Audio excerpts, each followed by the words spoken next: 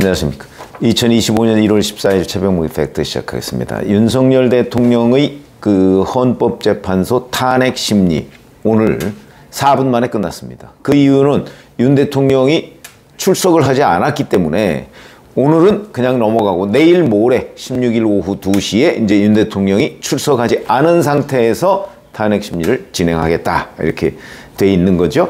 그런데 이제 여기에서 문제가 되는 것이 헌법재판소에 그 윤 대통령 측에서 정계선 재판관에 대한 기피 신청을 냈거든요. 기피 신청은 정계선 재판관으로부터는 심리를 받지 않겠다 이런 뜻입니다. 근데 그거를 기각했습니다. 뭐 7명, 그러니까 정계선 재판관을 빼면 7명이죠. 7명 재판관 전원일치로 기각했다. 뭐 이렇게 얘기를 하고 있고요. 뭐 지금까지 헌법재판소가 기피 신청을 받아들인 적이 없다 이렇게 얘기를 하고 있고 실제 그런 식으로 기자들한테도 설명을 합니다. 자, 그런데 문제는 정말 헌법재판소가 지금 정계선 재판관의 기피 신청, 물론 그게 뭐 기피 신청이 됐든 아니면 다른 무엇이 됐든 여하튼 정계선이라는 사람이 윤석열 대통령의 그 탄핵을 심리하는 것이 과연 공정성이라는 차원에서 맞냐?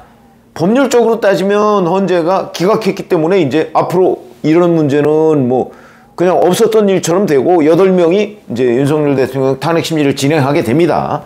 근데 이제 제가 말씀드리고자 하는 얘기는 이게 상식의 관점에서 이렇게 되면 헌재가 정당성을 확보할 수 있느냐 하는 걸 말씀드리려고 하는 겁니다. 무슨 얘기냐면 구조가 어떻게 되어 있냐면 정계선 헌법재판관의 남편인 황필규 변호사라는 사람이 있습니다. 황필규 변호사가 직접 뭐 국회 소추인단의 대리인은 아닙니다. 그런데 황필규 변호사가 속해 있는 법무법인이 아니고 공익인권법재단 공감이라는 데가 있습니다. 그러니까 일종의 법무법인이죠. 공익인권법재단 공감. 여기에 이사장이 김이수 전 헌법재판관이고 이 사람이 국회의 탄핵소추 대리인단입니다.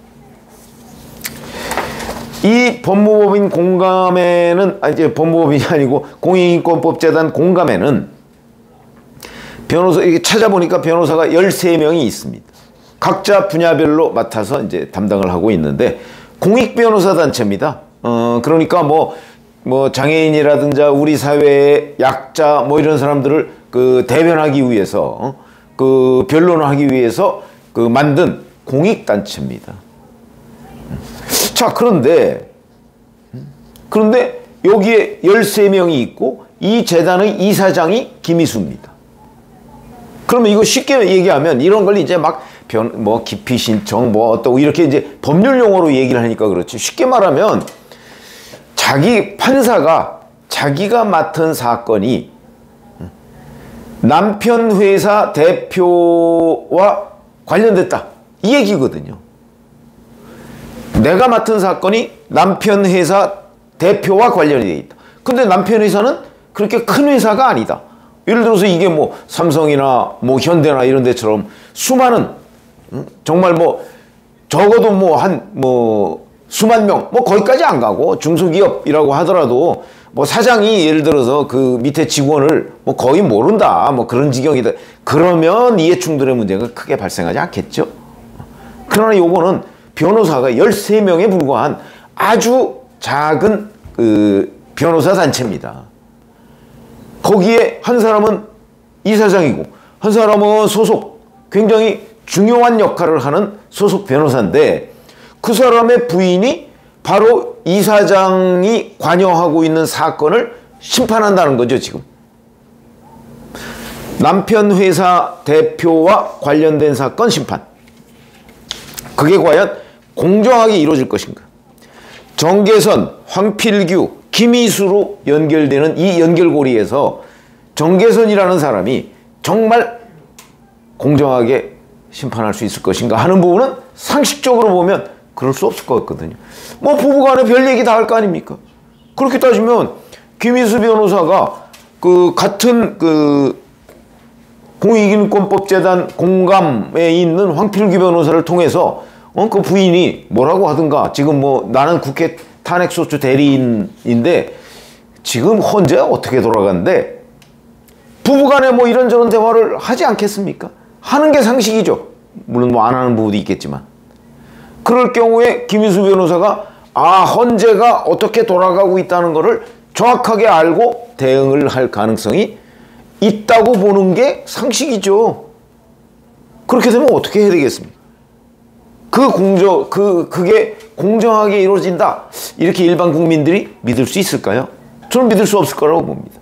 윤곽근 변호사, 이제 윤석열 대통령 측, 끝나고 나와서 그렇게 얘기를 했습니다. 끊임없이 문제 제기를 할 것이다. 이렇게 얘기하는데, 저는 일반 국민들의 입장에서 본다면, 법률적으로는 어떻게 따질지 모르겠으나, 당연히 이거는 문제가 있다고 볼 것이다. 그냥 상식의 눈으로 보면 문제가 있다는 거죠. 헌법재판관 나머지 7명이 동료의식에 의해서 전원일치로 기각을 했는지 모르겠으나 국민들의 상식을 저버렸다. 전 이렇게 생각을 하고요. 이렇게 되면 더욱더 이 문제는 오히려 말이 안 된다고 생각하는 국민들이 더 많고 헌재의 전체적인 신뢰도에 영향을 미칠 것이다. 예를 들어서 이런 거 한번 보죠. 법원의 경우에 보면 대법원 공직자윤리위원회라는 데가 2013년에 이런 기준을 의결했다고 합니다. 권고 의견 8호 이렇게 돼 있는데, 법관의 이촌 이내 친족이 변호사로 근무할 경우 해당 법무법인이 맡은 사건은 처리하지 않는 것이 바람직하다. 이렇게 돼 있다는 거거든요. 이건 이촌 이내도 그런데, 이촌 이내. 부부는 흔히 일심동체라고 하지 않습니까? 여기에 딱 해당이 되는 거죠. 이거는 공직자 윤리의 문제입니다. 판사 윤리의 문제. 뿐만 아니고 법원이 사건을 배당할 때 기준이 드는 대법원 규칙이 있다고 합니다. 법관 사무분당 사건 배당 예규 14조. 여기 보면 또 이렇게 돼 있답니다.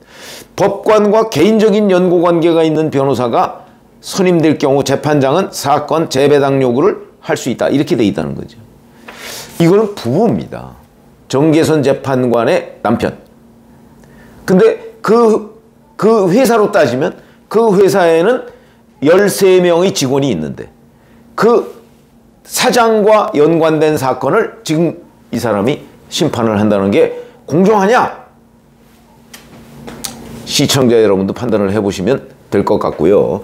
이런 부분에 관해서 아무런 그냥 법률적으로 기각했으니까 문제없어 라고 얘기하는 것이 헌법재판소가 공정하게 이 사건을 다루겠다는 걸 국민들한테 설득시킬 수 있느냐? 저는 불가능하다고 보고요. 만약에 헌법재판관 8명밖에 안 되는데 그 중에 1명을 기피해서 이 사람을 빼버린다 그러면 문제가 있다. 정 그렇다면 해법이 그것만 있는 건 아니죠. 김희수라는 사람이 이 사건에서 손 떼는 방법도 있겠죠.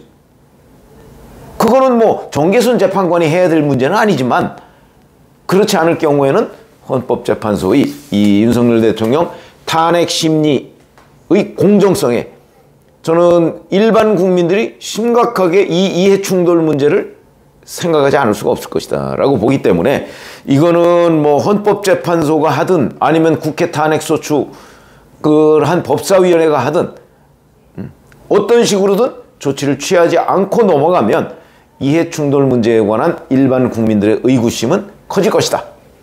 이렇게 말씀을 드리겠습니다. 고맙습니다.